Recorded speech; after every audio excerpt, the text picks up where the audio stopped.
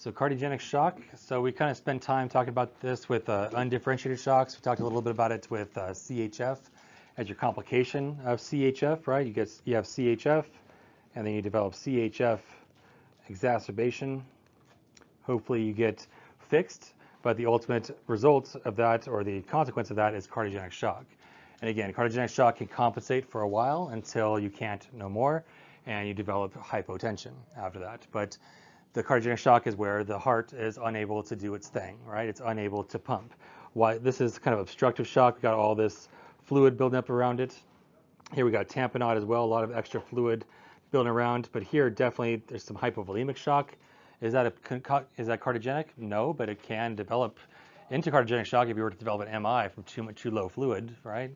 Here's cardiogenic shock. Look how much effort is happening with that heart. It's a very, very weak heart, right? A PE is putting a lot of pressure on that right side, and yes, that's an obstructive shock, and yes, that can ultimately lead to the right ventricle failing. So that's why there's a little overlap between cardiogenic shock and obstructive shocks, right? So we're talking about right here. We got a cold and wet patient, right? They're wet and their lung exam, right? They have rales, right? They have pulmonary edema. Or distributive shocks, they're warm at first, but usually they're going to get cold, but they are dry on exam for the most part. But they might lead to a wet appearance, right? Hypovolemic shock, definitely cold and dry lungs, right? They don't have an extra fluid to leave into the pulmonary circulation. All that fluid is now hopefully in the vasculature, and you're not going to have a patient with rales with hypovolemic shock. All right, so again, we're focused on cardiogenic, and the goal is to fix the underlying problem if we can, right? And we talked a lot on MIs and how to fix an MI, and that's usually kind of where we're headed with most cardiogenic shocks, but sometimes they might have it because of a valvular issue or really poor EF, like CHF, right? So we got to figure out what the underlying cardiac problem might be. So it's a failure of the pump, right? We got systemic hypoperfusion and a low cardiac output or cardiac index.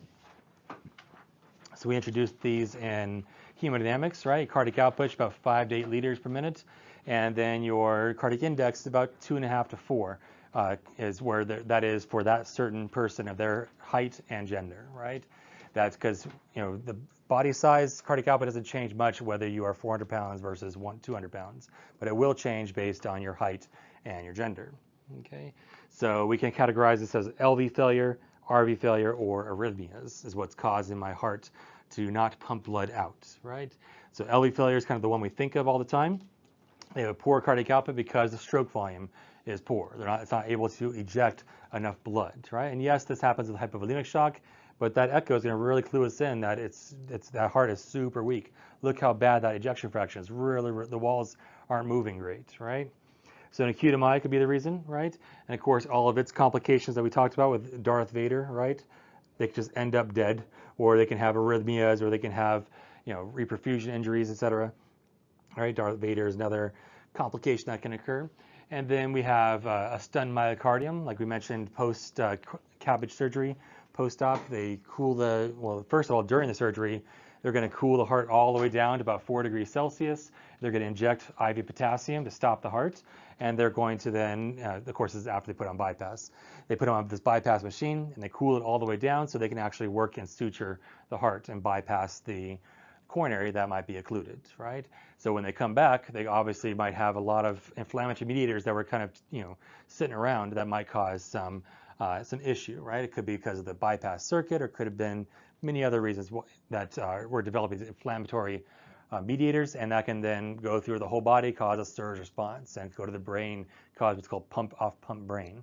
So post-CABG, though, that stunned myocardium, they put little epicardial wires in there to make sure that we have a heart that might, will beat afterwards, because some of that cold saline or that potassium can drift around, and the heart kind of stops for a little bit. So we have those little pacer wires to help our heart along.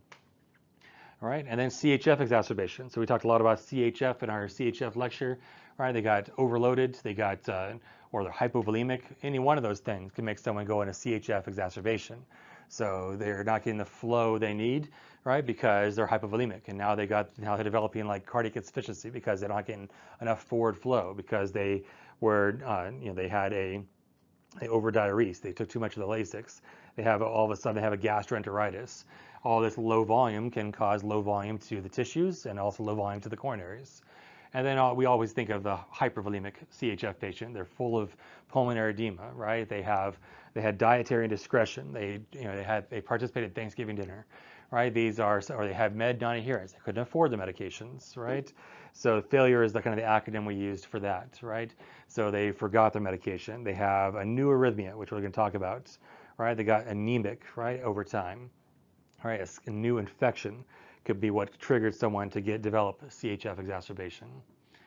And then cardiomyopathy, we can look at the heart with an echo and can see that they have a Takotsubo or a stress cardiomyopathy. They can have an E2H cardiomyopathy, too much alcohol ingestion, too many kids, not kid ingestion, but too many kids being delivered can cause postpartum cardiomyopathy. And the only fix with these ones is to replace the heart.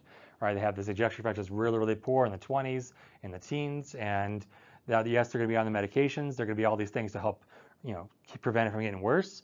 But at this point, they need to have a heart transplant. Okay. And myocarditis, sometimes you bounce back, sometimes you don't, but they could present with cardiogenic shock because of a severe myocarditis, whether it be viral or parasitic or like lupus related or amyloidosis, all these different infiltrative diseases. And then valve dysfunction. Again, there's overlap with like aortic stenosis, kind of is where you have an obstructive shock, but they could have a mitral stenosis, right? And mitral stenosis causes left atrial failure, and that can then back up the lungs, and now they have this, that's putting more stress on the right heart now, right? So the valve itself can eventually cause CHF symptoms and CHF exacerbation. And now that leads us to RV failure, right? RV failure is where your right ventricle, which is not used to high pressures, is now working extra hard. And why is it working extra hard? Well, maybe the left heart has an MI, right? And now all of its fluid is now in the lungs because you can't pump it forward. So now that's an extra workload for the right ventricle. Or straight up, the RV has an MI of its own, or that can definitely put a lot of workload on that right ventricle. Another flip of the coin, they could have there's a huge PE in the way, but that's kind of obstructive shock. So we're kind of trying to delineate them just a little bit. But we mentioned LV failure being a reason. They have long-standing pulmonary hypertension. That could be putting a lot of stress on the RV until it just gives out, and you have RV failure, right? And again, like I said, just an acute MI of the RV.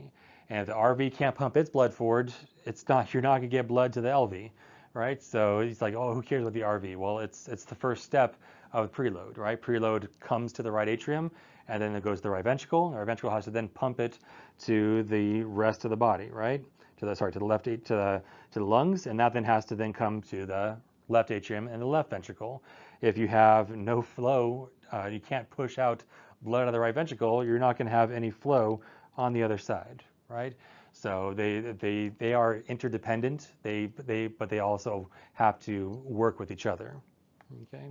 And then arrhythmias, we kind of mentioned this already, but stroke volume is important, right? How much stroke volume you can get out with bradycardia? You're going to get a great stroke volume. You get all the time in the world to fill up that ventricle with blood, but you're only ejecting that blood 30 times a minute, right?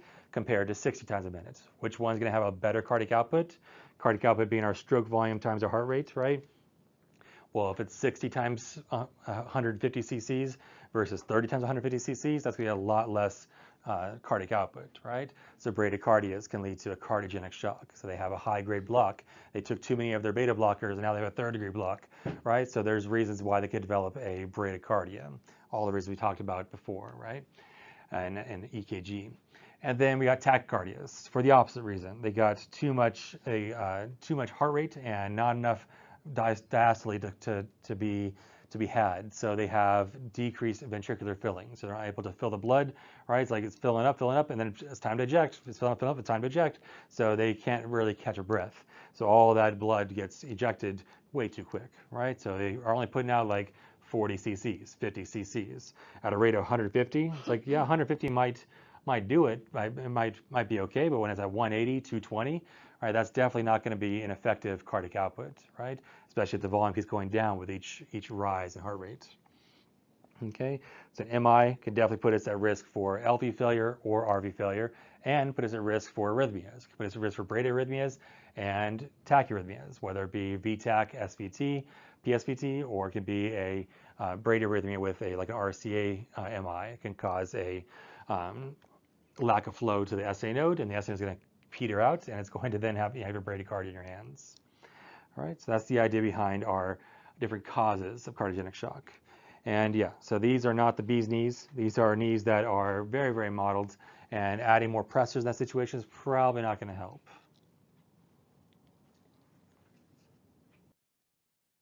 All right, so RV failure, we kind of talked about RV failure in 12 lead.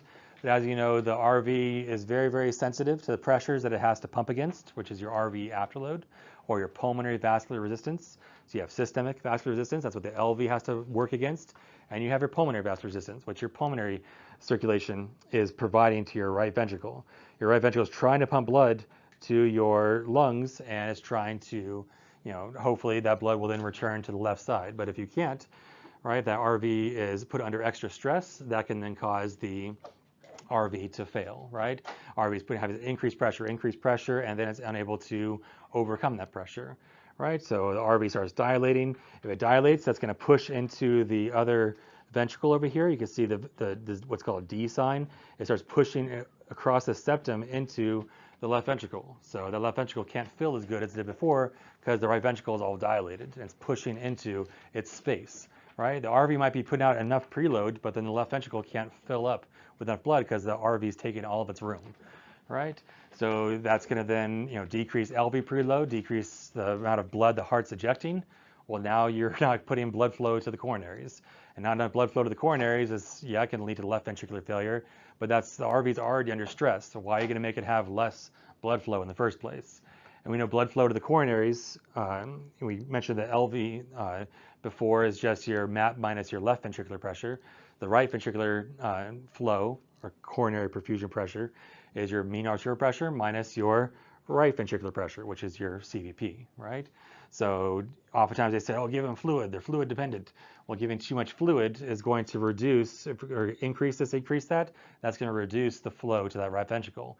And now we're putting more flow, more oxygen demand, more ischemia, right? And now it can't work good. If it can't work good, now it's going to start reducing the amount of output it can put out, and less output means less flow into the LV. Less LV means less MAP, and more MAP is more, it's more dilation. It's a whole downward spiral to the point where we can lead to definitely cardiogenic shock, but if we don't stop it in time, we can lead to a terminal situation. All right, so your MAP's less than 65 in RV failure, we really need to find a way to improve it because the LV is going to start getting involved very, very shortly. All right, so how do we do that? Well, we have to look at what's going to help my pulmonary vascular resistance. Because we know what's going to improve my SVR, right? Norepinephrine, epinephrine, vasopressin, phenylephrine, all these vasopressors, they vasopress. That's their job, right? Usually they're named that way because they vasopress the systemic circulation. So we want to there's some kind of magic drug that will squeeze the periphery and open up the delivery to the pulmonary arteries, open up the pulmonary arteries while at the same time squeezing in the periphery. And that magic drug is epinephrine. You see, epinephrine it lowers your PVR and it squeezes down on our SVR, which is cool, right? But then if we can't give epinephrine, we have other options, right? Like giving norepi is going to raise pulmonary vascular resistance. That's not great, right? It might be good in the first 10 mics or so, but after that, it's going to start putting more stress on that right ventricle. So giving epinephrine might be a better option in that situation. And when we talk about IV titrations, we're going to talk a lot more about the right drug for the right situation. We talk about all our vasopressors. You notice then we have what are called inodilators. So they are going to increase contractility, which you need in cardiogenic shock. You need the inotropy, the ino part, to increase contractility. But also we want something that's a dilator. It's going to dilate not only the periphery, but specifically the pulmonary vasculature. We want that pulmonary vasculature to be dilated out. And that's where like milrinone or dobutamine will work, right? These guys, look at milrinone, it's like 2-. It's really going to dilate out that pulmonary vascular resistance. Okay, and each one of these medications have their own side effects and such, which we'll talk about in IV titrations. So you kind of figure out what's the right, not only sedation for the job for like vented patients, but what's the right pressor for the job, all right? And what are their side effects, especially when you get at higher doses. All right. In the meantime, though, we can also do inhaled pulmonary vasodilators. We can touch base in pulmonary. We talk about nitric oxide and inhaled prostaglandins like epoprostenol. These are medications you can give that are inhaled through the ventilator circuit, and it goes right there to the lungs and vasodilates, right? So that's going to vasodilate the lungs, and that's going to help the RV out, right? Very much, oh, great, now you've vasodilated for me, perfect, right? So we have those drugs available. And it's specific, right? You can't be because of LV failure, because you're going to vasodilate those arteries, and now the LV is like, oh, great, now I got fluid to fill up, just like with our portal hypertension situation, right? So so we want to make sure that it's not the left ventricle involved. That's where an echo can help, right? To determine, oh no, this is all RV dysfunction. Okay, so these medications can inhibit the prostaglandins, which normally cause the calcium to be, do its thing, and that will then cause vasoconstriction. So our goal is to inhibit calcium. So like sildenafil over here inhibits the breakdown of CGMP, and CGMP inhibits calcium, so it's like inhibiting the inhibitor. But we know that sildenafil can be given, yes, for erectile dysfunction, but also half dose for people with chronic pulmonary hypertension. And we can give milrinone. There's our milrinone right there, right? That's going to definitely vasodilate our pulmonary vasculature and also our systemic vasculature. So that's where you have to then be keen about, well, I'm going to vasodilate, and the cardiogenic shock, is that going to worsen it? It will. So you got to start balancing pressors. The only way you know what your periphery is doing and what your pulmonary circulation is doing is with a PA catheter. So this is where a PA catheter has a lot of utilities. You're not just like shooting in the dark. It's like, let's try milrinone. Oh shoot, blood pressure's low. Let's try Levophed. Oh shoot, that's not working. Let's try this. So having the PA catheter can get you better accuracy. All right, so cold and wet we talked about, right? So you don't want a patient cold and wet. That's a patient that has elevated CVP, elevated wedge pressures, and they're super clamped down with an elevated SVR. That's a patient that's very, very sick. They are classic cardiogenic shock where they're deteriorating to the point where they're in extremis, right? So we're going this direction. We have a patient that's deteriorating in extremis where they are getting worse and worse and worse because they have worse and worse hypoperfusion of their extremities. And you have the lactic acidosis, and when it starts getting higher than 4, it starts causing our heart to not work great as well, because acidosis makes all proteins not work, including myocardial vessels, right? Including the EKG through the heart as well, right? So warm and wet, that's okay. That's still pretty high risk, but we got some wiggle room, right? They're still warm extremities. We can still give maybe some vasoconstriction might help, but really diuresing is what we want to do, okay? We can vasodilate and kind of hopefully get some fluid to the kidneys, help them get out some of that volume that they might be overloaded with, right? We want to get them out of the area where their cardiac index is poor and get them their wedge pressure down some, right? Get rid of that fluid that's on the lungs. We want to move them to an area where they're more happy, right? Where they're warm and wet. What's perfect is warm and dry. We've got dry lungs and warm extremities, right? If they're cold and dry, so they have dry lungs, but they're super cold, fluids might work right up to a certain point. And again, with the cardiogenic shock, how much fluid you're going to give, you got to figure out what the underlying problem is. So it's not always our first go around, but we will try to get rid of fluids but definitely if they have a lot of fluid in the lungs, right? So here now we're into cardiogenic shock where we are cold and wet. So volume won't work, right? The blood pressure is still going down, and giving more volume is going to put extra stress on the heart, and that's not going to help it out. And again, giving diuretics won't work as well. It's going to worsen the hypoperfusion because we know diuretics can lower your blood pressure a little bit, right?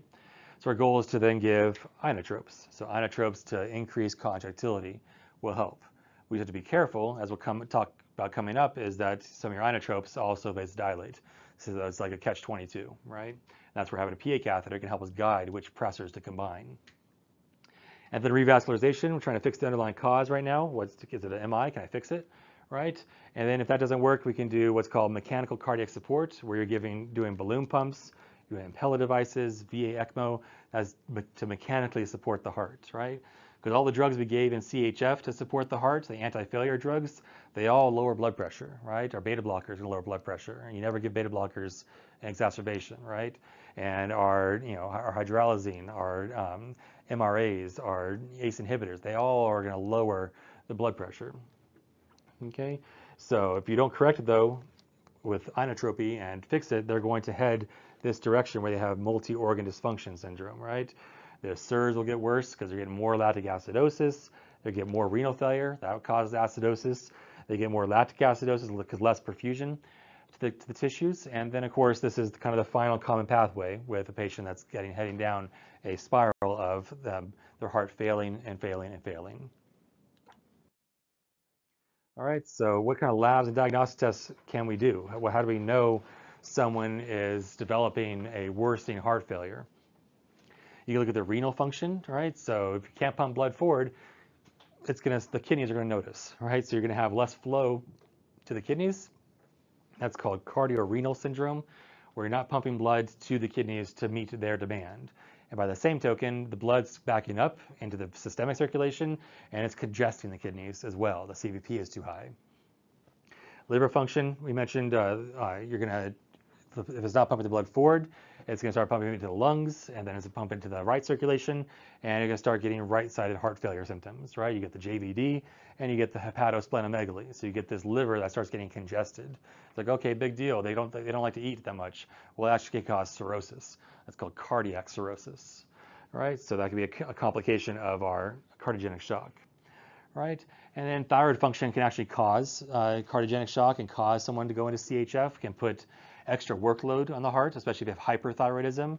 If you're hyperthyroid, that means you're really in tune with your SNS, right? The thyroid hormone itself upregulates beta, adrenergic receptors, beta 1, beta 2, and alpha 1s. That's why they're always tachycardic with beta 1. They're always increased contractility with beta 2, and they're always, hypertensive with the alpha 1s, right? So they're always very, very upregulated. So obviously, if someone's hyperthyroid, that's going to really put a lot of stress on the myocardium, and that can lead to a CHF exacerbation, ultimately in a cardiogenic shock, right?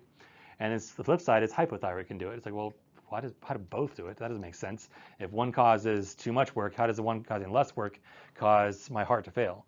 That doesn't make sense. So I went to like the third page of Google, and I then found out that the reason is not complex at all, right? The reason is you are cold, and when you're cold, you're vasoconstricted, right? So when you're hypothyroid, your BMR goes down, so you're cold. If you're cold all the time, right? All the women in the room was like, oh shoot, now my cold feet actually means something. I'm kidding. So yeah, so if you're cold all the time, that's going to cause a increased workload in the heart because you're now always vasoconstricted all the time. All right, BMP, it's cool, but it's not as good as an echo. All right, an echo is going to definitely tell you whether you have right heart failure or left heart failure. It's going to tell you what the cause is. Is your left ventricle is hypertrophy? Do you have HFpEF, or do you have HFrEF with a dilated ventricle? Right, and so the echo could definitely tell us that. It could tell us there's a valve situation happening. Right, but again, our PA catheter is really where it's at. That's going to tell us if someone's in cardiogenic shock, what do we need to do to fix their cardiogenic issues, right? Do we need to do more diuresis and fix their left ventricular workload, right? Do we need to decrease afterload, which will also help the left ventricle? Do we need to, we've seen all the pressure start going up, right? We can see, well, maybe they are really going to a lot more failure, or they might have tamponade, but we get a lot of good information from like what valve might be causing it and what can be the right medication to give. Do we need to give inodilators or inopressors or pure pressors or pure inotropes, right? So there's all kinds of medications we can give that we have to then know with our, we know that we're doing the right thing with our PA catheter, right? And oftentimes, we kind of messed it up, right? We didn't know how to interpret the data, and then the providers based it on that data, and then the patient had bad outcomes because of it. So we know that we're not supposed to just treat based on a single number, but on the trends, right? As we give some more fluid, this happens, or as we do a passive leg raise, this happens, right? So using a dynamic variable where we can see what's happening to the heart, what's happening to the hemodynamics, gives you a lot more information. Okay, so reasons: you got an unresponsive to initial therapies, you got a cardiac transplant patient for sure, or they're getting some kind of mechanical therapy, a balloon pump or an Impella or a VA ECMO, they're definitely going to have a PA catheter in place. All right. So what are our hemodynamics? So cardiac index we mentioned, right? Index about 2.5 to 4, that's normal. If you start getting less than 2.2, that's technically definition for a patient that's in cardiogenic shock, right? So 2.2, if you're in this zone over here, less than 2.2, you're technically in cardiogenic shock. You either have dry lungs or wet lungs. Which one's worse? The wet lungs, right? So how you know of adequate perfusion? You got warm extremities, right? And you got, decent lungs. But as it gets lower and lower and lower, you're going to start getting be in a poor output state where you have cool extremities, and the output is not only poor to the extremities, but it's also going to start backing up into the lungs, getting us cold and wet lungs. All right. So then, if you have inadequate cool extremities, poor cap refill, you start getting poor flow to our kidneys, so we start getting poor urine output. As we start congesting our liver, getting transaminitis, right? It means elevation of our AST, ALT. And as we mentioned, they're going to be normally mentating for a while until the blood pressure starts getting lower and lower. Then start getting more confused and more delirious.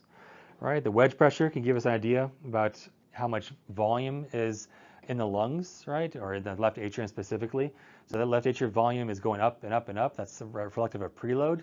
That could be because our left ventricle is not pumping the blood forward. So it's backing up into the, not going forward out the aorta. It's backing up into the left atrium there, and it's going to raise my PA pressures, right? And then, of course, if you are fluid overload, definitely your PA pressure is definitely going to be high. But we can get, a good idea about, do we do more diuresis? Do we do more vasodilation based on our PA catheter? And if our cardiac index is very, very low, we can calculate certain special scores. They're called PAPIs, right? PAPI and our, where's it at? Our PAPI here and our cardiac power output over here. These are numbers that start getting calculated when people are on Impella devices and on balloon pumps and on ECMOs. It tells you whether their right ventricle is failing with the PAPI, or it tells you if their left ventricle is failing with the cardiac power output. There's different more hemodynamics that can be added when you have a patient that's getting these mechanical therapies. Okay, so you can see someone in cardiogenic shock right here. They're going to have elevated CVP because it's not pumping the blood forward. It's all backing up into the left heart, which is why my wedge pressure is up, right? And that backs up in the lungs. My PA pressures are high, and it's going to back up into the right heart, making my right heart pressures high, right? And obviously the cardiac output is going to be poor because it's not pumping the blood forward. That's the only one, if you notice, that is low, right? Also, sorry, I should asterisk that because with, yes, tamponade is obstructive, but like hypovolemic shock or septic shock, sometimes septic shock will be low because all those inflammatory mediators can actually start damaging the heart's normal function. So yes, it damages, but it's going to cause interruption of the normal myocardial contractility from the inflammation itself. All right, SVR, as we know, is going to be going up or down in cardiogenic shock. It will go down as a response to low output. So when you have low output from your heart, your blood pressure is going down, and your body's going to respond by increasing vasoconstriction. Right, it's going to increase SNS activity, vasoconstrict, and that's a rise in our SVR. Right. The reason why our SVR will be low is because something's in the way. Either it's inflammatory mediators like in sepsis, right? Or it's a vasoplegia with a neurogenic shock, or they have a histamine response with anaphylaxis. Those would be reasons why you have a low SVR. High SVR is seen in hypovolemic shock because, again, you have low systolic blood pressure. All right, and it's also seen in cardiogenic shock. We have low systolic blood pressure. And also, of course, if you have right heart failure, PE, or tamponade, you're not putting a lot of blood pressure out. So your SVR is going to start getting higher. Okay, so this is how you interpret your hemodynamics, and you're going to adjust them based on your PA catheter. You can get a lot of good information from it, right? Your left atrium is your pulmonary capillary wedge pressure, and your right atrium is your CVP. And if the left atrial pressure is fine, but the CVP is elevated, what does that mean? That could mean that my right heart is not working good, right? If I had fluid overload, both of them would be really high, right? Because the fluid overload is not going to stop the lungs. Like, okay, I guess we're done now, right? Both the PA pressures and the CVP will be elevated in fluid overload. Okay, so how do you fix all this stuff? Obviously, the underlying cause, right? They have an MI, fix the MI. If they have a CHF exacerbation, you might want to diurese a little bit. So we have this little trick we can do. It's where you diurese them and you vasodilate as much as you can, right, if the blood pressure tolerates it. So you BiPAP and give nitrates even to offload the heart and help diurese as much fluid as possible. So we're opening up this vasculature here. We're opening it up, and that's going to help the heart offload its pressure, right, offload its preload. So if there's vasoconstriction occurring, that's going to put extra work on the heart. So we give nitrates, right? Nitroglycerin infusion to help open up the vasculature to make it easy for the heart to offload its volume. That's also going to vasodilate the venous system as well, reducing the preload, right? That's going to help a patient that has too much preload, right? So intubation, can that help? Yeah, a little bit, as long as you don't have RV failure. RV failure is that's going to put a lot of workload on the right heart if you put more positive pressure in the chest. But will that help the left heart? Absolutely, it's going to help the left heart. It's going to push fluid aside distally and going to help displace the fluid so that when it opens up for the next cardiac cycle, oh, this is nice. I can easily eject the blood. Okay, so doing what's called using BiPAP there we mentioned can help avoid intubation in the first place. Giving BiPAP at high EPAPs, right, up to like 14 even, to push the pressure in the chest, just like an intubation would. It's really pushing the fluid aside, but really it's improving the heart's function. So it's pushing blood down distally so that it's easier for the heart to unload. Okay, so pleural effusion, if they have pleural effusion, we've got to fix that. Pulmonary vasodilators we mentioned can be used if they have specifically RV hypertension. Sorry, I should say pulmonary hypertension. It's not because of the left ventricle, it's just the pulmonary circulation is very, very vasoconstricted because they have a long-standing pulmonary disease like COPD or pulmonary fibrosis, or they are developing this increased RV workload, right? Not because of the left ventricle though. All right, so optimizing the map is pretty important, right? Because if that map starts going down, that's a downward spiral into poor perfusion, right? So the map is a function of both right ventricle and left ventricle, right? They both need good perfusion, all right? And it's dependent on the pressures, yes, in the heart. But if we just start out with a low map of 65, and your CVP is like 18, well, that's like a perfusion of what? Let's just say 20, right? So from 65 to 20 points down CVP, that's already 45 map that were coronary perfusion pressure that we're giving the heart, and that's going to worsen our outcomes, right? So increasing map can help if we reduce the afterload, right? The reason why the map was low in the first place was it couldn't overcome this afterload was being generated. So if we vasodilate, maybe that'll help the heart unload itself, right? So vasodilators and BiPAP can be a good option, especially if they have what's called SCAPE or sympathetic crashing acute pulmonary edema. That's when they don't get the blood flow they need and the SNS freaks out. It's like, oh my gosh, right, I'm not getting blood flow, SNS activity, and it's going to clamp down. So we're going to mitigate that by giving vasodilators, right? And give BiPAP to help the heart out as well. Okay. Yes, they're sick. It occurs very, very rapidly. So compared to someone that has this fluid overload situation, right? FOSP, fluid overload situation where they're just overloaded with fluid, and that takes some time to develop. They develop all this fluid overload, building up the lungs, yes. Building up in the periphery, yes. They get edematous, yes. But it's going to be taking a second. Giving vasodilator is not going to help someone like this, right?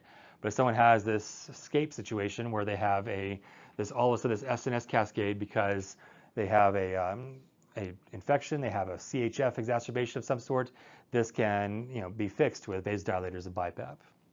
Okay, so ionopressors, as we mentioned, we have medications that will squeeze the periphery and also improve contractility.